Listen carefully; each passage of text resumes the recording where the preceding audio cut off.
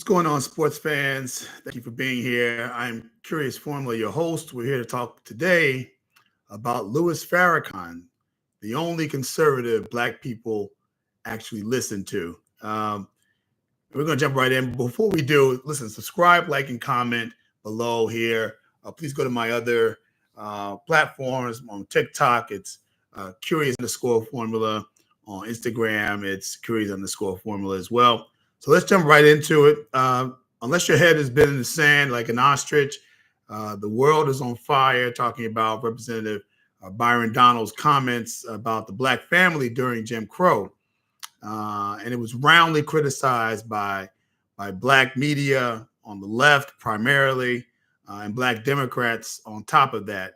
You may have seen him being interviewed, and shout out to Byron Donalds for having the guts to actually go on a progressive or liberal station.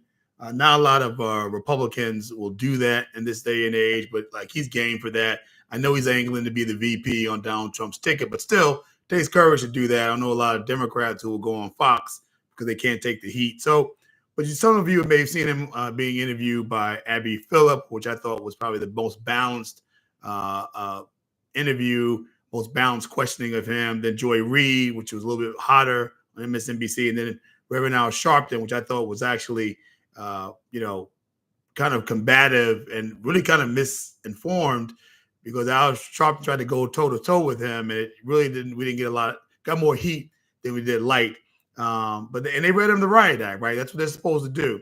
But what Representative Donald said was not new. Black Republicans have been using that talking point for a long time, and if you break your algorithm and get out of the cocoon that the algorithm sends to you in terms of content on your social media platforms, you'd see that they say this in a lot of different places and a lot of different platforms. It's probably up there with Black Republicans saying, well, the Republican Party is a party that freed the slaves, or the Republican Party is the party that voted for civil rights and the Democrats didn't. And again, it's usually without context, right? Because yes, the same Republicans that freed the slaves was a different Republican Party back then. They were radical Republicans who actually wanted full rights for the citizens that were African American in the South. But they also were the Republican Party who withdrew from the South during the Rutherford B. Hayes Tilden presidential election in 1876, a compromise to get Rutherford B. Hayes, a Republican, into office and deny the Democrat the office. With that, they would withdraw. Republicans agreed to withdraw all federal troops from the South, which ushered in the era of Jim Crow, that what you're all talking about right now. And they'll also tell you again, like I said, they'll tell you that they're also the party that gave you the Civil Rights Act and Civil Rights Bill that was passed in Congress in 1964, and Democrats opposed it. What they don't say is that Democrats in the South opposed it. Democrats in the North voted for it along with Republicans. That's how it got passed. And then those Southern Democrats who voted against it and filibustered it and the like 10 years later, all joined the Republican Party. So, so much for that. But this about the Black family being more traditionally intact during Jim Crow was another one of the talking points that they've said over a number of years. And I've heard it mentioned on many other platforms, Officer Tatum's platform and Candace Owens' platform and PragerU and Turning Point programs, right? Even white conservatives cite that to their audiences. And even Thomas Sowell, where I think most people actually get that particular fact from. I think they're all children. A lot of the new Republicans that you see, younger ones, they're all children philosophically and research and data-wise and even talking point-wise of Thomas Sowell. But the problem is not so much what was said, right? And Black Democratic pundits are supposed to trash it, right? That's what they get paid to do too, right? And so just like there are conservative Black Republicans who get podcasted and platformed to toe a line, and so are Black Democrats, right? In a lot of ways, it's the same kind of thing, just different side of the same coin. But the problem is not so much what Congressman Donald said, because Black people believe that the Black family is in disarray, and we talk about that, right? We talk about it at cookouts, we talk about it at like the spades game, right? We all talk about it in different ways. Ministers on Sunday morning bemoan the lack of the traditionally intact Black family, right? You don't believe it? Well, look at the black manosphere online, right? You have a lot of black male content, the quote unquote red pill content. Black men are talking about traditional values and talking about the black family and how it's dysfunctional right now. A lot of content even comes from black women, right, who tend to be more conservative or more traditionalist. I don't like very conservative to describe their content, but they're more traditionalist, right? Content like Melanie King or Pink Book Lessons, uh, that kind of content from lots of creators that lean right, conservative, Republican, Christian, Muslim, or just plain traditionalist when it comes to morality and the family issues. And so, no, the problem is who says it, right? That's the problem. It's who says it and the lack of street cred and authenticity and relatability of the speaker who is saying it. That's why Congressman Byron Donalds was having this issue. And what proof? Exhibit A, Louis Farrakhan, right? Louis Farrakhan is is and has been the leading conservative of the black community and has been for close to 50 years. Now, I know some of you, when you think about Louis Farrakhan, you don't think conservative, right? You think revolutionary. You think Nation of Islam. You think a lot of things. Pan-Africanist, pan-nationalist. You think of a lot of sort of pro-black things when you think about and describe Louis Farrakhan and where he stands on issues. But I'm going to submit this for the jury to consider that Louis Farrakhan has been our leading conservative as black people, as the African American community has for the last 50 years. So let me submit this for your consideration. One, and I wrote these things down really in 10 minutes to show you how quick and easy it is actually to prove that Louis Farrakhan is our leading and has been our leading conservative for 50 years. First thing, he believes in black people having a personal relationship with God. He's a very religious person. He believes in God, and he believes that black people need to be having a relationship with him. The second thing, he believes in black people following a strict moral code. That's right, a strict moral code. Hey, how you doing, Mr. Mitchell? Hey, I've never seen you on channel before. I'm listening to see more about your perspective before I form an opinion. Thank you. Love your content. Thank you so much, man. So we're talking about the reasons why Louis Farrakhan has been the leading conservative in the black community. So the second reason was he believes in black people following a strict moral code. You know that Louis Farrakhan has for years and years and years talked about black people doing better, right?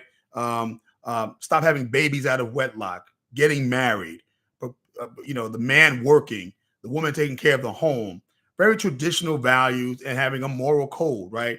Black men should have short haircuts, wear suits, right? And shirts and ties, polish your shoes, right? Watch what you eat, your diet even, right? Should follow a moral code. The third reason why Louis Farrakhan has been our leading conservative for over 50 years is he believes that black people should stop. He also believes that black people should stop depending on the government for anything, right? Self-reliance. That is a hallmark of traditional conservative thought, not just in America, but everywhere, right? Fourth reason, he believes that black people should dress and act modestly. We talked about having a moral code, but now we're talking about modesty, right? Women should not be showing their body parts, right? How many times have we heard Louis Farrakhan rage about hip hop, rage about women in hip hop, rage about their dress and their swearing, right? And having everything hanging out. He has been on that soapbox for as long as all of us can remember. He wants men and women to wear, women not wearing pants, keeping their head covered, right? And I know some of this is religious, but it is a conservative value to talk about women and men dressing and acting modestly. The fifth reason why Louis Farrakhan is our longest serving and greatest conservative, he's pro-life and anti-abortion. That's right. He does not believe a woman's right to kill her child or to have an abortion. Yeah, Brother Mitchell, we do need more decorum. And Louis Farrakhan has been the guy that's been telling us that, right, for a long time. The sixth reason why Louis Farrakhan has been our longest serving, longest producing conservatives, he believes in independent black economic self-determination. The Horatio Alger story, right? That is a hallmark of conservatism in America. He believes, number seven, he believes in education reform. Another hallmark of typically of conservatives, even though you have Democrats who agree that support public school choice. I'm one of them, right? But he's been a believer of education reform for a long time. Ever hear Sister Clara Muhammad schools? Those are private schools. The Nation of Islam started because they didn't believe in the curriculum.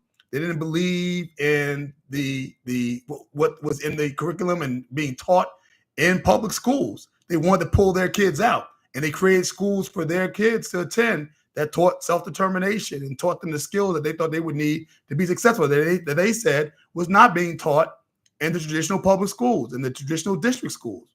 Sound familiar? That's a conservative term. Tim Scott feels the same way, okay? The eighth reason why Louis Farrakhan has been our longest serving conservative, he's against gay marriage and many LGBTQIA plus initiatives, right? Boom. Right in the lap of traditional conservatives in this country. The ninth reason why Louis Farrakhan is a conservative is he's against forced integration and prefers Black folks living with other Black folks. Conservative. The number 10 reason why he's a conservative, he's pro-business. Louis Farrakhan has been part of cleaning up and a Black woman in America for 60 years. He's been leader of the Nation of Islam for 50 years. He has been pro-business. Louis Farrakhan, Nation of Islam, have built small businesses up and down and around this country. They bought farmland to farm and grow things on. They are very pro-small business. And the 11th reason, I had to go beyond 10, the 11th reason why Louis Farrakhan is our longest serving conservative is he's anti-interventionist. He doesn't believe in going across the sea and fighting wars, right? He doesn't believe in any of that kind of stuff. He wants America for Americans. He doesn't want America to be involved in any kind of intervention war or being the police of the world. That is who he is. Now, all Black people, this one included, don't agree with all that Louis Farrakhan says or advocates, but we do with a lot, right? And here's the key point here, and the point I'm trying to get to by saying he's the conservative that we listen to, is we don't mind when Daddy Farrakhan constructively criticizes us when we don't follow his solutions. We all know, we've heard those tapes, we've all been to the rallies, when he wags his finger about what we're not doing, and we all go, you're right, minister, you're right. We've all been there, right? Because we know it is rooted in his love and commitment to the uplift of our community. And when you know a leader is right for your community and is looking out for your community, then you don't mind that same person being constructively critical of you. Who is our being the African-American community, Brother Mitchell, just for clarity. Yes, the African-American community, right? You know how we talk about folk, right? And so that's really what the problem is here. And that ain't what time it is with the modern Black conservative or Republican who will say the same thing but not get the same response. So the question is begged, why do Black folks follow the conservative ideas and principles of a Farrakhan and reject other Black conservatives who advocate the very same things? I'll tell you why. There's 5 reasons. I got 5 reasons why. The first reason is other Black conservatives blast Black behavior, conduct, in our state of existence before white audiences. Louis Farrakhan and people like him, and I will put with Louis Farrakhan other Black ministers, other Black imams who run mega churches, who do so much in our communities. They also convey the conservative values and principles of African-American people, right? Of Black people, you know, and around the diaspora and around the world, honestly. But Louis Farrakhan is definitely the most preeminent one. But Louis Farrakhan constructively criticizes, and I always say constructively because it's always like a father teaching a son or a daughter a lesson. He's never in hatred towards his people.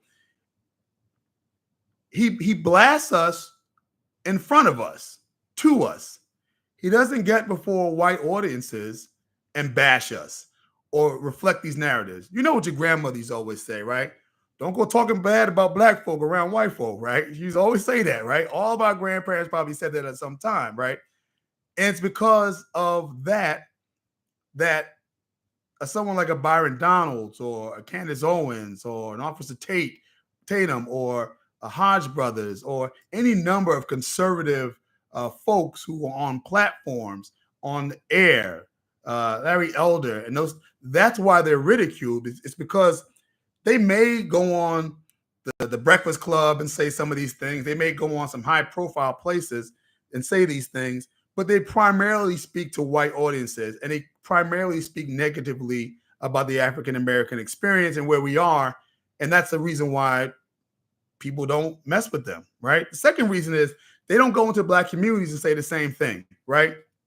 I can think of one time when I saw Candace Owens on a panel in Atlanta, and she and T.I. went at it, and she actually talked about some of her views. And I applaud Candace Owens. Let me just put this in perspective here. There's some things that Candace Owens even says that I agree with. I disagree with the manner in which she says it, and I think she paints a broad brush, as a lot of conservatives do, about dysfunction in families or ethnically.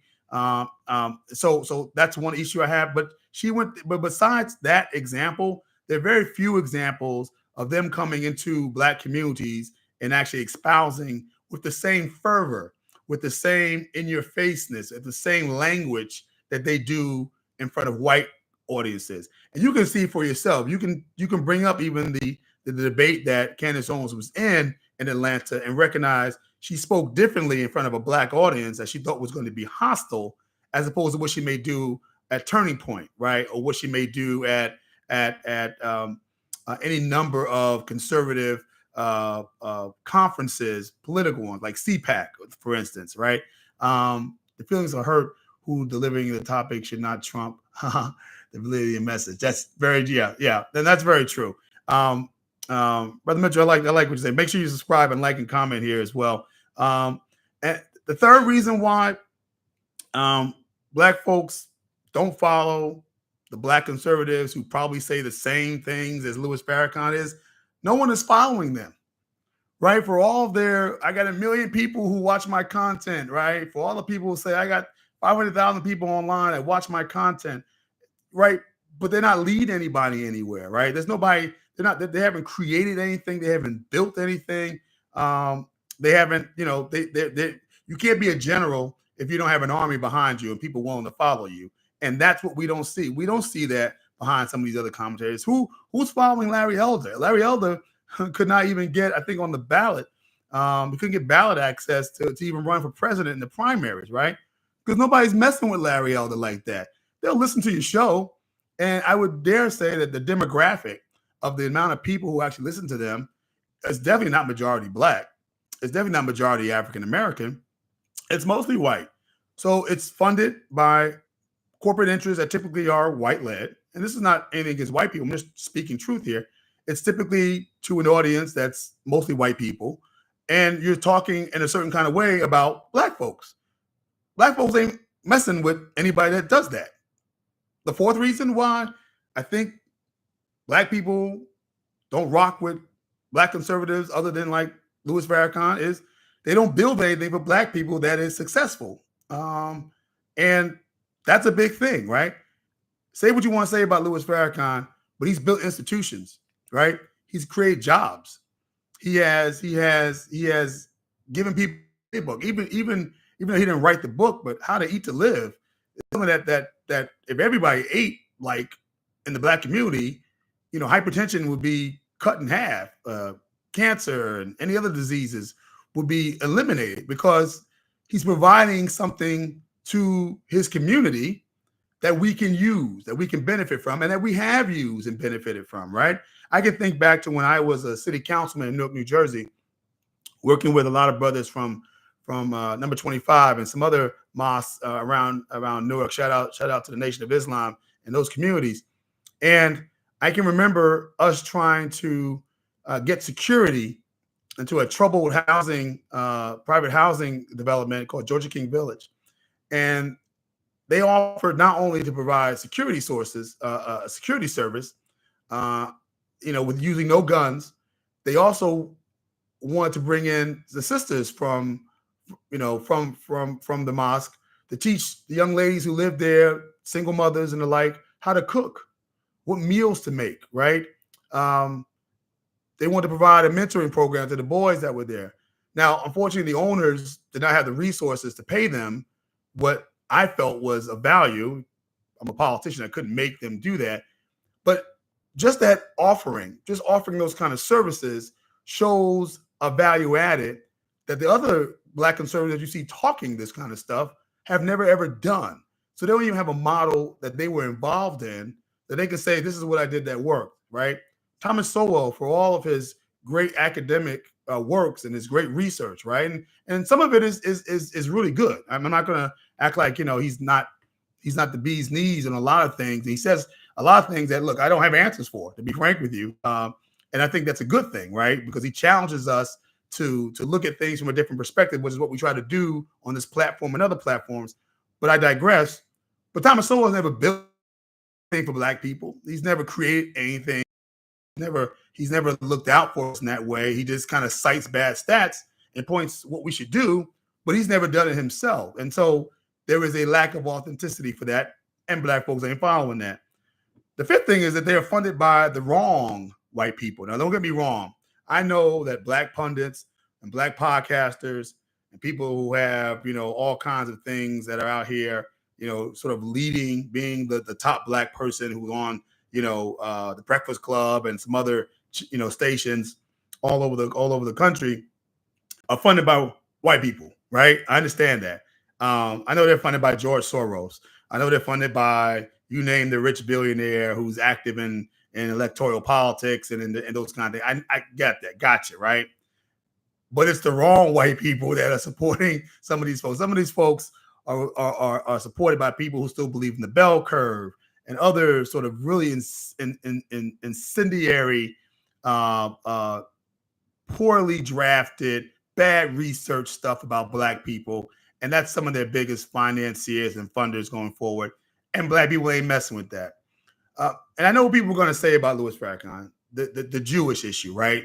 The fact that he is disqualified from being an example of conservatism because of some of the things he said lots of times, right? The book that the Nation of Islam put out that had questionable scholarship, the secret relationship between Blacks and Jews, right, was a scandalous piece. I've read the book. It is scurrilous in terms of its facts, reaching. Some of the stuff is just bad research, right? Just faulty scholarship all the way around. And of course, we all know the public comments, the gutter religion comment, all the other things. There have been a number of ones, right? There's been a number of things. But it's not disqualifying in terms of calling him a conservative, because what is interesting is that when you look at some of the criticism of Israel and the Jewish people in general recently, it has come from some of these very same conservatives. Candace Owens just got let go from where she was located because of why? Because of what they perceive as anti-Semitic language, right? And there's other white conservatives who are very much in the conservative movement who are avowed racist, right? And avowed basically anti-Jewish sentiment. People like Nick Fuentes, Richard Spencer, Jared Taylor. These are all prominent right in the middle of conservative thought, and their Jewish thing does not disqualify them from being online, getting podcasts, speaking at events, and that kind of thing. So if you're going to hold that same kind of level of scrutiny, it has to be held for Louis Farrakhan as well.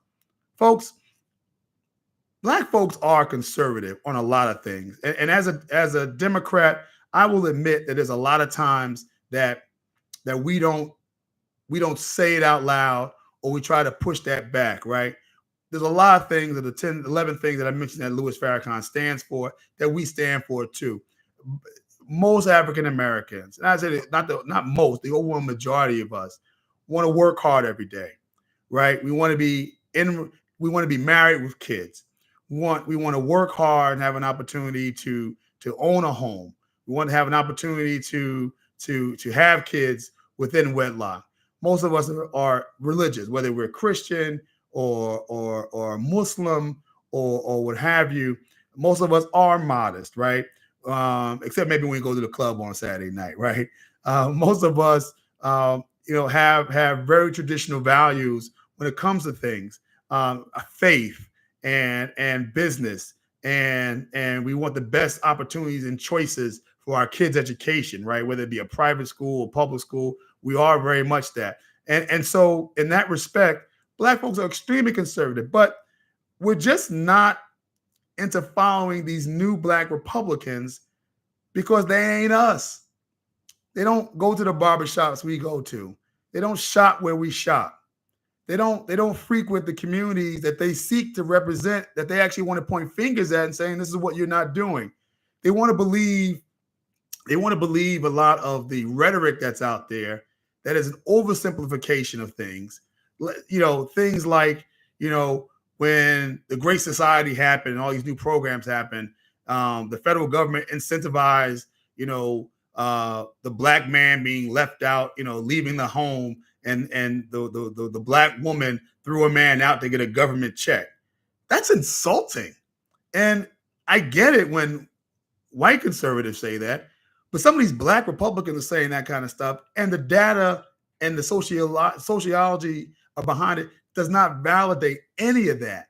And it's not that simple, even if there are examples of that you can point to anecdotally. That is not why we have broken families today.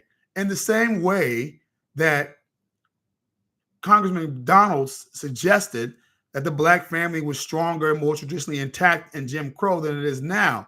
That's a simplistic way of looking at the breakdown of not only the Black family, but the white family, the Irish family, the Italian family.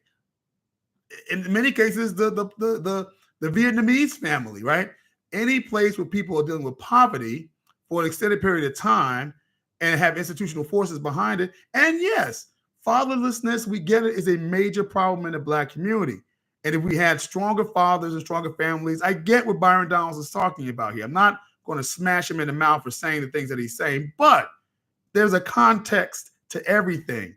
Everything is not anecdotal, and everything you cannot paint with a broad brush. That's what we're trying to avoid here on this platform. And that's why the Black Republicans, and conservatives, if they really are about leading Black people, if they really are about solving the problems that affect the Black community, then you got to get your hands dirty like a Louis Farrakhan, or else you're just MAGA with blackface. But tell me what you think. Subscribe and like below. Comment. Share this with others. Thank you, Brother Mitchell, for being here. I'm glad you enjoyed the discussion. We're going to get more. We got one to be here regularly. But also go to my TikTok channel, Curious_Formula. Subscribe, like, and comment there. Thank you for the 1,014 folks. I think we're up to 1,016 folks who have rocked with us here. Thank you for those who come on, the 2,000 or so who rock with me on TikTok. We're going to keep these kind of discussions going. Some more long-form videos with all the bells and whistles are forthcoming. But until we get that rolling, until I get my new team on board here, we're going to keep doing lives like this. And you don't have to be here to listen to it live. You can watch it afterwards. Thank you for being here. Stay curious. And remember, think. It ain't illegal yet.